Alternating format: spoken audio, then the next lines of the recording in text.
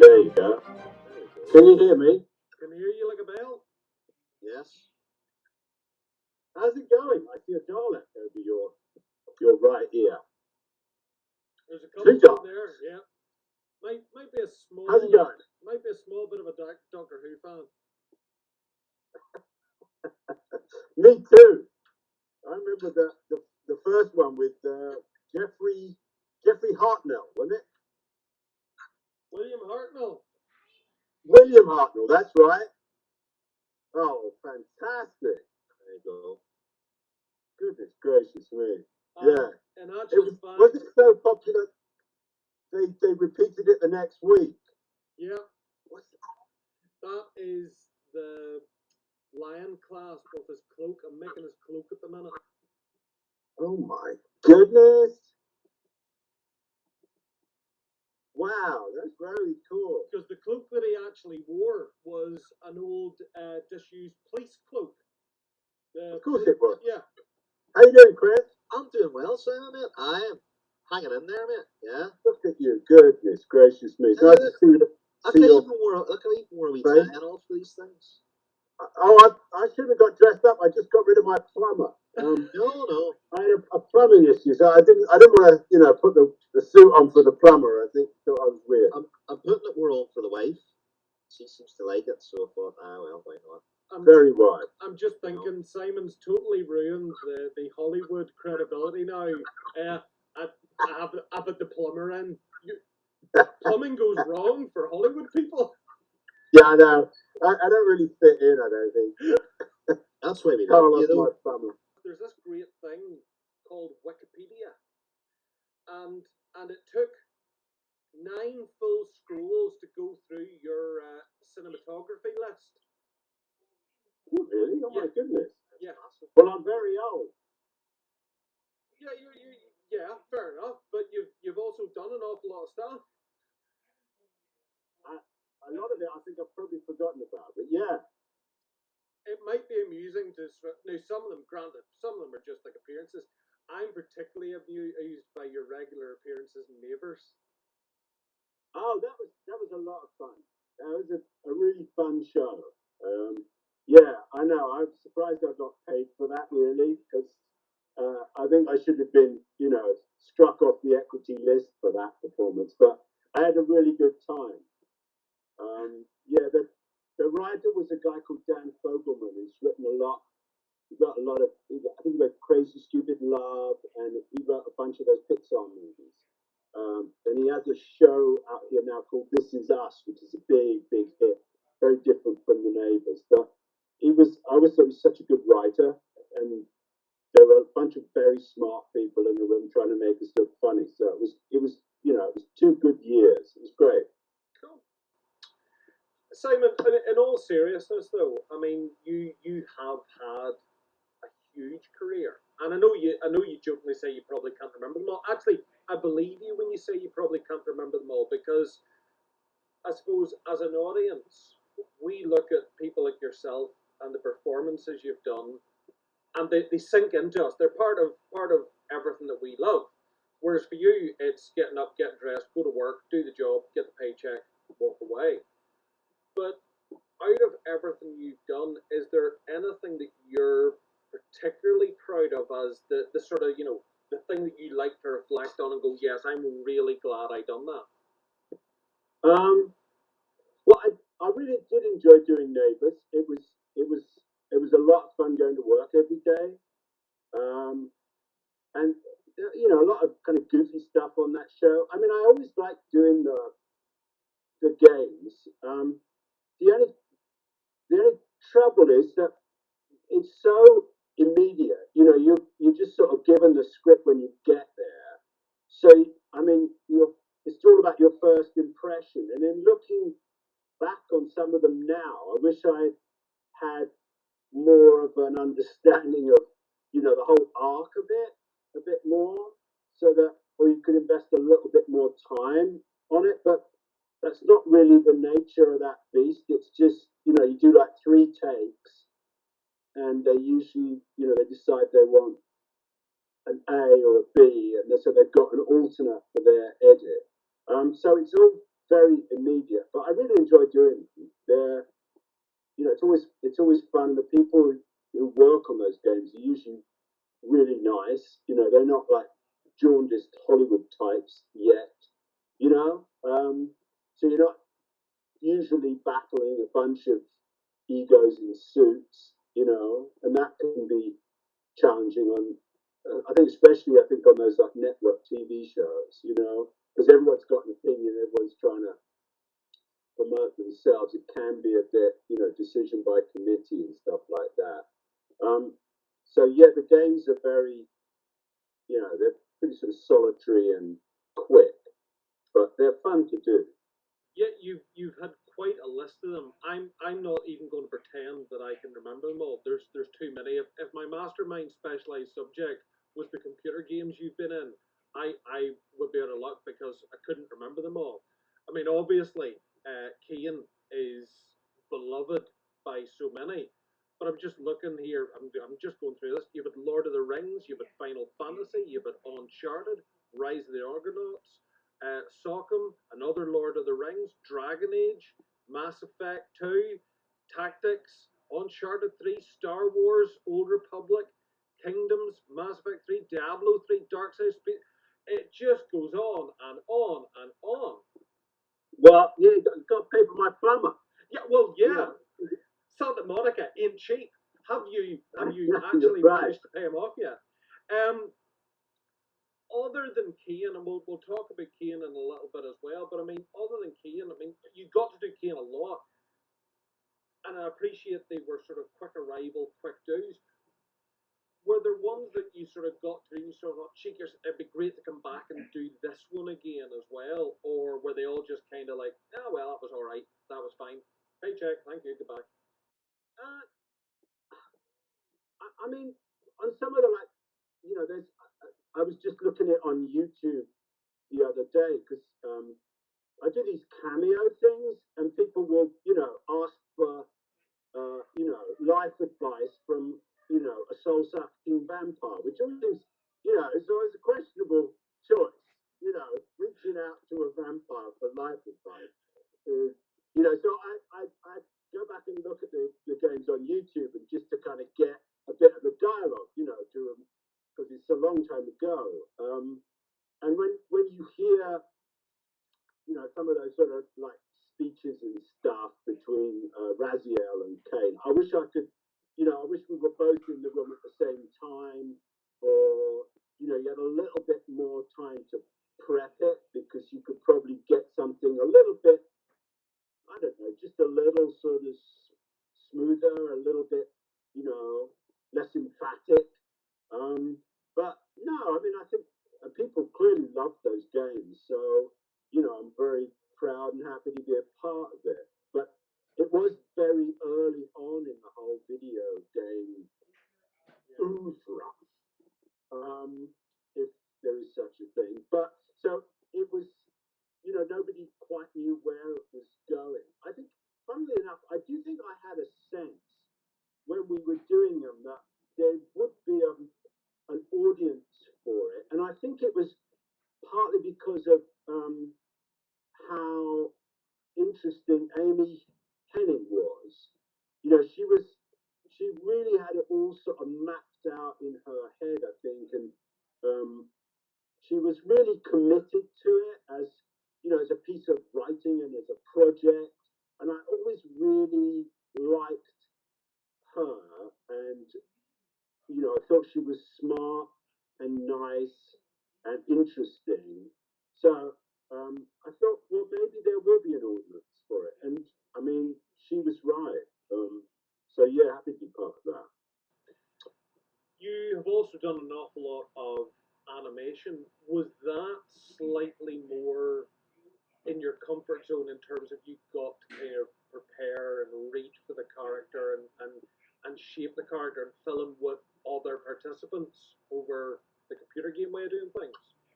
Yeah, I guess so because you're. I mean, typically I think in those things. So I haven't done that much just recently, but at least you're in the studio with the other actors, which is always that's nice. So you know what you're sort of bouncing off of. Um, but and then I think the video games started getting more sort of sophisticated because they'd actually give you the the line, the cue in, so you would actually be reacting to something, which is an actor is always much easier than just sort of providing it all yourself. If you can bounce off somebody else, I find the job is is easier and more enjoyable. And they've got more sophisticated with that, so you can hear what the other character is saying to your character, which is always, is usually more valuable than just sort of shot in the dark. But as I say, yeah, they've got much more sophisticated. And then the motion capture thing is a whole other um, animal, and that's more like sort of making a TV show or a film or something. Um, but it's a little. It always freaks me out a little bit. It's a little because you've got all these cameras around you, and they're like capturing this event digitally, and it's like all this stuff that we're giving away now, all this data on our stupid phone. I think at some point it might come back and bite us. I mean, the data's still there, data, whatever.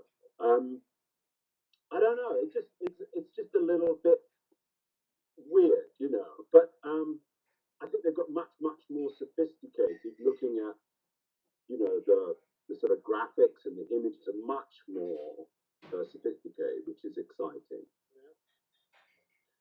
So how then is it sitting by your poolside Santa Monica, enjoying a nice cocktail because you can't get a decent pint? How on earth do you end up crossing paths with this scruffy, scary creator, Chris, master of the Stokerverse? It, it's a little bit of a mystery. You better explain it, Chris, because I don't have a good alibi. This thing's terrible. I was trolling around Cameo. I used to do, right?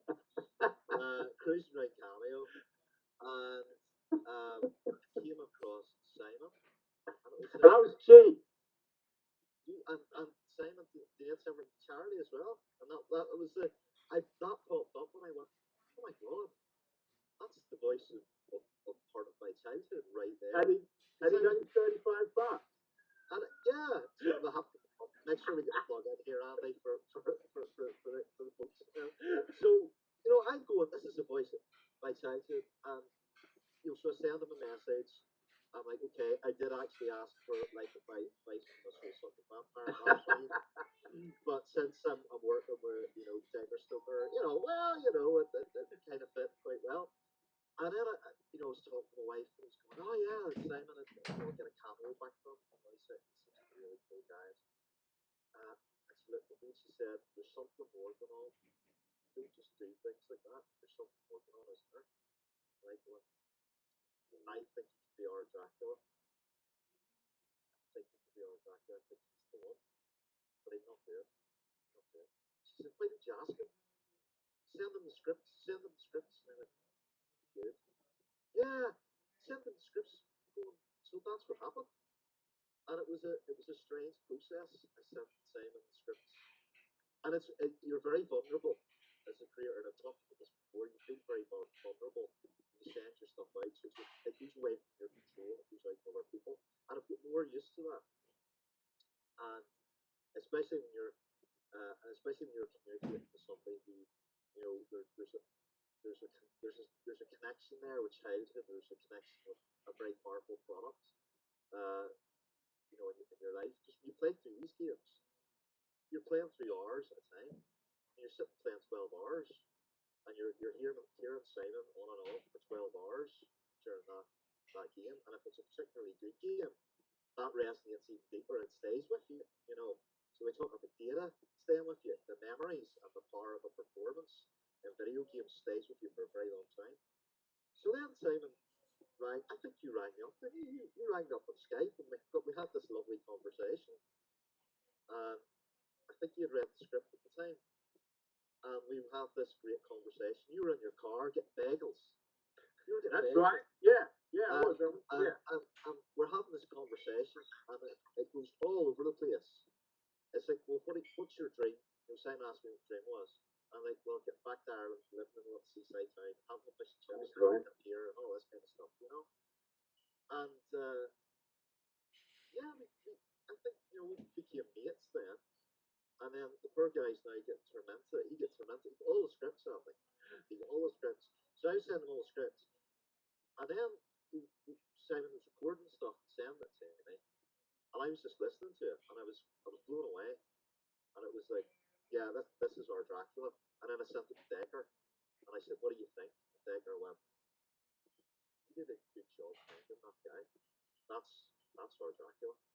And so that's the brief story of it. That's kind of what happened. And yeah, it's been a fun process because I'm trying, as you know, Andy, I'm trying to build this like ensemble. I'm very keen on building like ensembles. I'm very keen on building like a team and having fun. And I can tell, and maybe you correct me if I'm wrong, Simon, I can tell that Simon was having fun with it. Yeah, absolutely. Yeah, I mean, it's such great stories, and we all have an idea of, it sort of morphs into something else, doesn't it? And it's always good to go back to the source and see what's, there originally, and go back and look at it again. So that was fun. It was COVID and Cameo, wasn't it? Really, with COVID and Cameo, yeah. Yeah. Yeah, it was. I think it was just great to send me the scripts. You were reading them and you were doing them, and it was maybe giving you something to do during COVID as well. It was, yeah. I mean, I didn't really do anything. I left the house, but I didn't really do anything for a year. I just started back. My wife's busy right now too. I just got back from Mexico, doing something in Mexico, and the whole thing was in a bubble. Like the crew, the actors, everybody, and the set was this big hotel in Mexico. It was kind of crazy, but it was nice to sort of get back to work. Everybody's wearing masks and getting tested every 3 days and stuff. But yeah, I got a sense from Chris that he was a real enthusiast and clearly loved this stuff. So, I mean, I don't get that many requests, but I felt that it was coming from the right place. So yeah, it was nice to sort of reach out, wasn't it, in that crazy time. Um,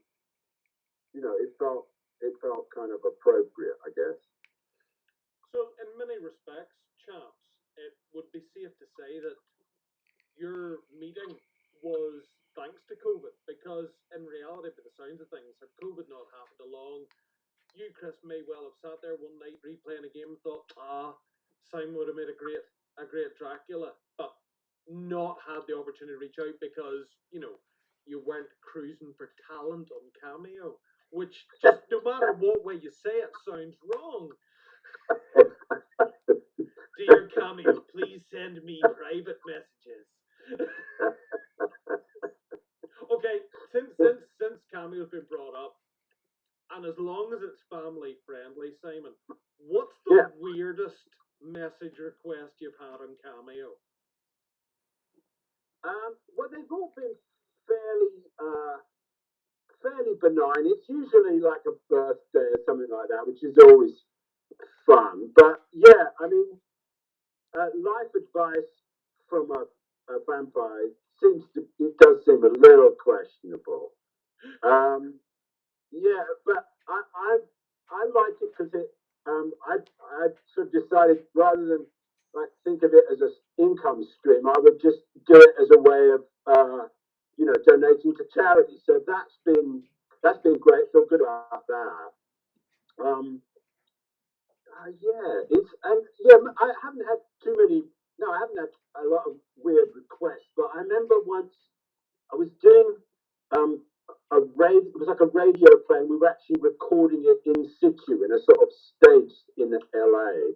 And so there was a sort of an audience. And I think we might have done Dracula at one point. And I remember I got a note saying, the Dark Lord would like to see you after the show. So I thought, well, I've got to say yes to that. I'm not. And there was a dude there with a cloak and had the hair all slicked back and stuff. So yeah, I mean, you do get some interesting requests sometimes. Was it Chris? It might have been. I don't know. He didn't have the beard there. It could have been Chris. Was it you, Chris? Was he standing there with a pint of Guinness for you? That's the big question there. And a fist pupper. You know what I mean? I swear to you, when you least expect, I'd be standing there going, go on, Simon. Go on, have we chat there. Go on. The Dark Lord's fish supper. For those of you just joining us on World Dracula Day, I can probably safely guarantee this is the only podcast today where Dracula's having a fish supper. So when Simon, you obviously lockdown, COVID, you're sitting there, you get this cameo request, then this weird hairy Irishman sends you a pile of scripts, probably not uncommon in the whole Hollywood set. When did it really click for you? Actually, this guy's on the level. This has legs, and it's going to go somewhere. Well, when we spoke, I guess, Chris, right? I mean, I googled him immediately, so I wasn't, I had some idea of his bona fides, but nevertheless, I called him anyway, yeah. Well, once we spoke, I thought, oh, this is fun. This could be interesting, and we'll see where it goes. And clearly, Chris was sort of, on board with it, and yes, it's always good to be in on the ground floor. So yeah, I mean, I had no expectations, but I think because of COVID, it felt this something which was really interesting because once agents get involved and stuff like that, and unions and stuff, it gets more complicated. So, but we'll just see where it ends up. And what do you think? What's your take on the Stokerverse now? I know I have been berated by Chris already for letting slip the odd thing or asking an inappropriate question, but to keep this one kind of vague, obviously you have got a handle on the fact that the Stokerverse is much broader in its ambition than sticking within the rigid confines of one or two particular books or stories. How did that make you feel when you seen where this was opening up to try and go to? Well, I thought it. I mean, I liked it. I responded to it because, we, as I said earlier on, we all have a kind of, preconceived idea, sort of stereotype. So it's good to go back to the original kind of source and explore it from there, so that you try to come to it a little, fresh. So I think that was my impression, really. Yeah, it's all about trying to bring the boogeyman back into the bedroom, and that's always been my thing. I've never really understood Dracula as a romantic hero. He's a narcissist, sociopath. He's a horrible individual. The romanticism of Dracula came in with Bela Lugosi, and really came in with the Hollywood. Um, how Hollywood needed to present Dracula to get sold to the public. So what I'm trying to do is bring it back to that point of that. If you think of Dracula as a massive, grotesque, bloated spider in a web, drawing people in, playing with people, with the two scripts that Simon kindly did with us. That there's one little entitled "The City's Design," and that's the reason why it's that he is this kind of narcissist who is trying to play with other people, play with their emotions. He's pitting a battle against Van Helsing, backstory to do with that, but he's using Van Helsing's hubris against them. And then he also has designs in London that are nothing to do with attracting more females to his menagerie. It's very much about coming to London because it's the seat of the empire. Taken for that empire. You have to remember that Dracula's a warlord and things like that. It's a very powerful resonance with that, in the novel you catch. Also, Chris, I was thinking, when you were sort of referring to, the sort of massive changes that were going on in society at that point, industrial revolution and all that.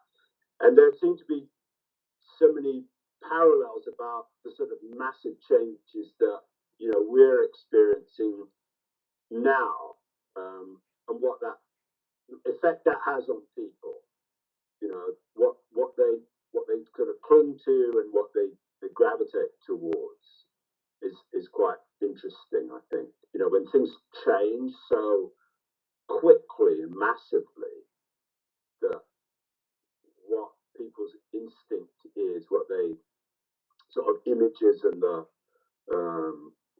that they find most absorbing. Does that make any sense?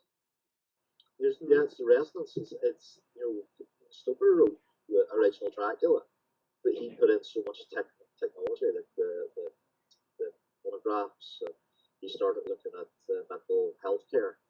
So back then it was horrendous. It was like torture. Suffered from any sort of psychological illness. And you see that with Renfield. And Sear tries to be a little bit more compassionate. He tries to understand him. He speaks to him, talks to him. He indulges him slightly to try and get a more accurate diagnosis. And a lot of that comes from Bram's brother Fordley, who was the chief medical officer in Ireland, who started to try and integrate Freud's understanding of mental health into the medical system in Ireland. There's a lot of resistance to that. And you can see that pursued.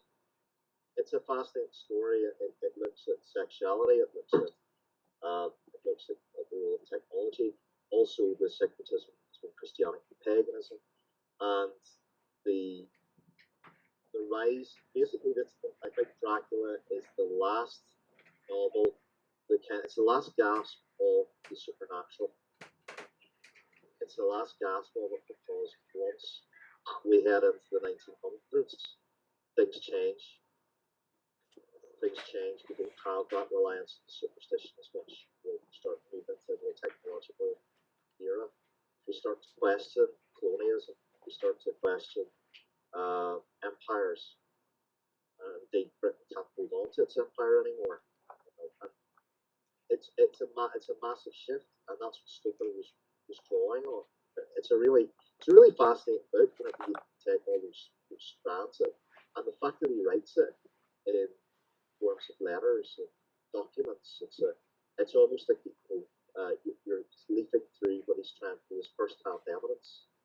And I don't know if I ever told you, Simon, about the story now related to me by Decker, that Bram Stoker went to his publisher and told his publisher, Archibald Constable, this story is real.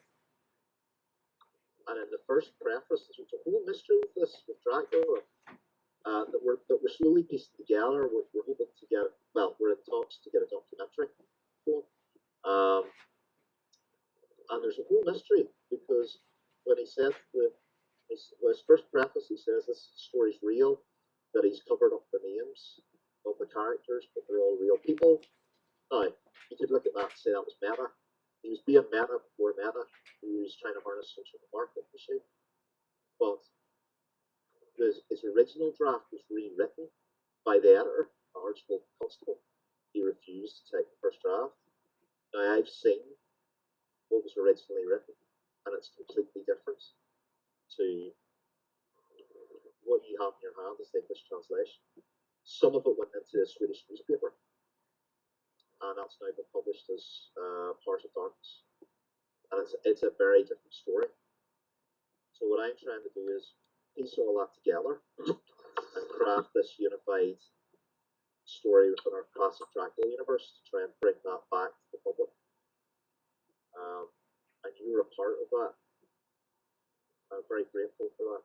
You've actually, I don't know if you know what, I can't remember if I told you any of this, but basically those scripts are parts of recreations of the original manuscript, all of which 110 pages were missing. So that's the real significance of your performance. It's not just that it was incredible and resonating, but it's a real part of Dracula history. So that's the.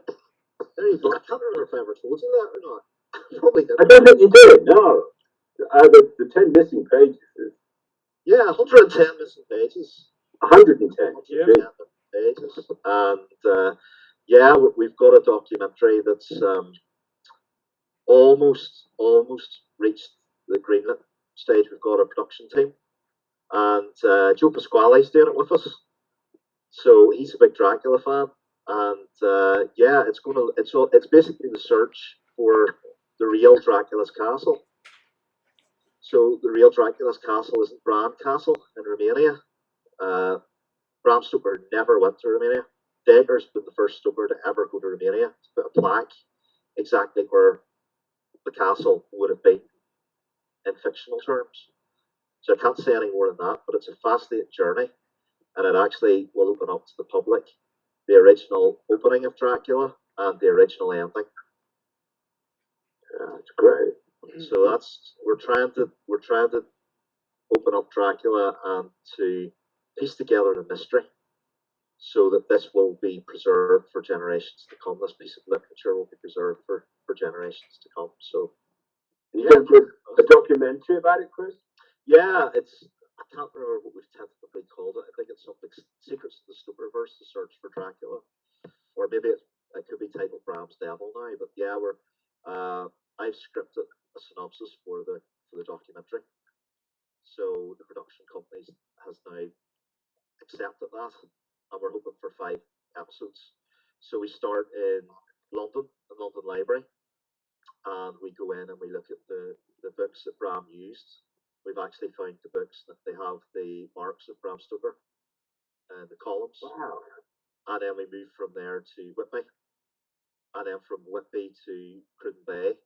Now, Bram Castle and Slane's Castle in Cruden Bay is actually what Dracula's castle was modelled on, the inside of it. Okay. So it's a castle in Scotland that Bram would have spent his childhood there, and he actually went to quite posh parties when he was older there as well. Then we go to Dublin and we start to explore the supernatural and the myths, because Bram was very ill whenever he was young, and he really his imagination just was sparked because he couldn't get up out of bed, and his mother and his nanny would have told him all these different myths. And Dracula is actually more Irish than it is Eastern European. Is that right? Yeah, I done a bit of a lecture on a podcast. Andy was there, and I talked about the Irish connection. Even there's a Sligo connection to the cholera epidemic in Ireland. There's a connection there as well with the cholera carts. And the Dracula's coach was actually modelled on the cholera carts. They would take the dead people away on, and that's actually the next graphic novel we're doing. It's the real life story of the Sligo cholera story that Bram Stoker's mother had written about in her diary. So we're kind of bringing that out, and then the parallels to the current pandemic. That sounds very cool, Chris. So I'm really dedicated to trying to preserve and uncover Stoker family history, as well as doing all the fictional stuff and doing all the cool stuff. So yeah, those are the kind of things that we're doing within the Stokerverse, the wider Stokerverse. It's an interesting balance to try and strike, because you've got on one hand the very clear commitment to a family legacy and the desire to sort of put that out to the wider public to appreciate and understand. By the same token, you've got this vast sort of reservoir of as yet untold stories that can be led on from it that are probably more palatable, can nearly speak, to current audiences to give them those sort of tales and give them those stories, and hopefully it's something that carries hand in hand. But I mean, Chris, you can shoot me for this later, but doesn't a documentary need a narrator? I mean, those opening sequences and the voiceovers, Yeah, and here we are in Romania. And I mean, there you who go. better than Yeah, Stoker versus Dracula to be the narrator? It's pretty check true. in the mail. Check There we in the go. There we go. Yeah, I mean, this is not the first time in one of these podcasts that somebody's been given it. We were chatting to Terry Malloy a couple of days ago. He was Davros, so Right. he's our Renfield in the audio series that you've done, and Andy was going, here, is there not more stories with Renfield? And as soon as we stopped the podcast, I got an email from Terry saying, do you have any more stories for me, Chris? I really enjoyed those, all right. But in all seriousness, it was a very touching. It's always a very touching moment when actors or talent want to do a story that you've written and conceived. Um, and to you and to the other members of the cast, I'll always be grateful for that. It's it was a lovely affirming thing, and it actually honestly brought an awful lot of excitement in my life and helped me push on, because most creators have doubts. I've I have a lot of doubts about what I do, but it's just great having that sort of support from actors to say, yeah, I'll take the time to do it. So I really do appreciate it, Simon. Thank you. Well, my pleasure. It's always. Well, I'm sure people can tell that you're the real deal. That it's coming from the right place, and I think that people cleave onto that. Simon, I know we have to draw to a close because we're not allowed to take up all of your afternoon or evening. I don't know what time it is in Santa Monica. Who cares? But could I ask for a small indulgence if you could give us a tiny smidge, a taster of your Dracula? Oh my gosh. I don't. Oh no, I if I would. put you in the spot, that's okay. I don't have any sort of dialogue. Well, you can I, always try ordering a fish supper and 2 pints of Guinness as Dracula.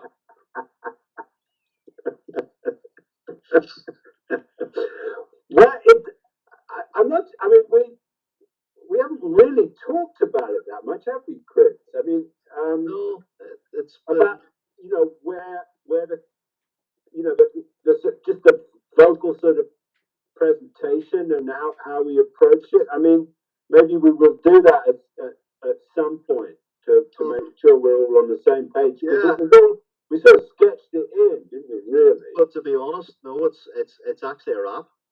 Yeah, Oh, the there you go. directors never you nailed it. It was literally you got the right resonance, and it was like I sent it. So it's a guy, one of the directors, a guy called Barnaby Jones. He's done a lot of audio, a lot of audio productions, worked for BBC and stuff like that. And I sent them the copies. And they went, Jesus, this is great. Where did you find him? Oh, It that's was like good. cameo. And I was like, right, okay. There you go. Fair enough. No, it was perfect, mate. You nailed the resonance. So yeah. I'm I'm Cool. gl- I'm glad I was here to find out for your benefit that you were perfect. Yeah. Yes, Well, good enough. one last point then, Sim, because it has been in the back of my head from we sort of were talking to you and from I found out about you and all this. But how does a boy from Sussex end up in Santa Monica? And don't say an airplane, or I will come over there and I will slap you. All right. No, well, it's really about a girl. I mean, it's always about a girl. I was doing a play in Los Angeles in 1986, Nicholas Nickleby, and we were doing a tour of the states. And we started in Stratford, then went to Newcastle, and then we were going to do like a tour of the states. And we were going to first do like a national tour, but we ended up doing Los Angeles and New York. I met Roz, my wife, there, and that was really why I moved to Los Angeles because of Roz. And that's like 30 years ago, more. So yeah, it's about a girl. That's how I ended up here. Yeah, and now I have a family here, I have kids here and stuff. So yeah, I married up basically is what I did. Oh yeah, You know. you're definitely punching above your weight. Oh, totally, totally. But I mean, I'm skating on very thin ice. So I mean, right now I'm still married, I think. But I can't lose the English accent because if that goes, the jig is up. Yeah, it's pretty much as an Englishman, it's pretty much the only thing you've got going for you in America in terms of And sexy. hair and a bit of hair left. Yeah, well, you're in the right place to get that replaced. Yeah, that's true. Yeah, I mean, I could have a lot of plugs from my arsehole put up there. Or something. Lovely. That's not making it into the with that film. Well, that's why my wife kidnapped me. It's the same story. No, Kidnapped me.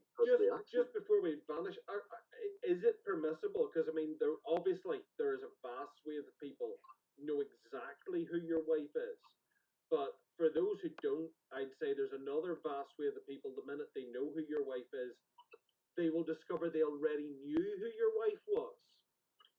Yeah, Rosalind Chow. Yeah, she's a total doll. Yes, and would be considered a little bit famous, particularly for a certain role in a certain franchise. Yeah, she played Keiko in Deep Space Nine and Star Trek, and she.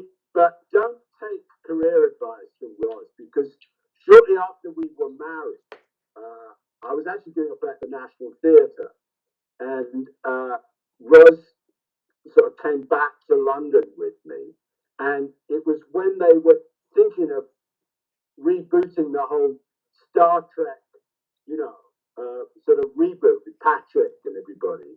And she said, "Oh, I'm not interested in that. No one's going to watch that. Like, it's already been done. Why would you do it again?"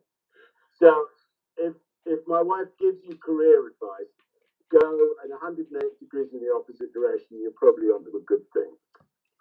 You're a very brave man. I assume she's out at the moment, and that's why you're being so brave.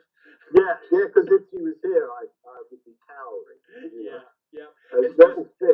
It's Just nice that in one of her most sort of popularized roles, there she was married to an Irishman. Now there you are, you're working with an Irishman who also left Ireland because of a girl. So the connection between you two is on so many levels. It's frightening. Right, yeah. I think I'm not sure where Colm is now, but yeah, that was a really they had a lot of fun.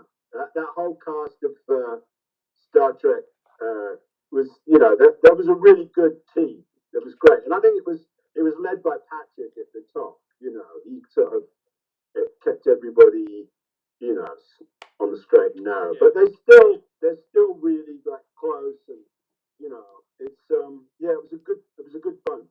Yeah, seemed to create a nice family, and that's what you guys seem to swiftly be trying to create as well. Your own little dark, evil, scary, shadowy family. It's like the Adams family without the laughs. But with the suppers. But with And fish suppers mushy peas, eh? and pints of Guinness. When all this is over, we'll all get together in Ireland and we'll all have proper fish suppers and Guinness. I'm buying. That would be fun. That sounds really great. This has been really enjoyable. It's been lovely talking to you as well. Yeah, it's always good talking to you, mate. Thanks for this. Right, you run along and you can get out your toolbox now and put on your dungarees and pretend that you've actually been fixing the plumbing, not paying $750 an hour to a plumber, and make sure you say hello to your wife, and that's just my fanboy nod there because I thought her character was class, as is yours. This has just been our little night come true for me. Sorry, Chris, little fanboy moment slipped in there. Perfectly all right. Perfectly all right. You have exquisite taste. All right. Cheers, guys. All the best. Bye bye. Take care, Chris. Bye, man. Catch you later. Cheers. Bye now. Bye.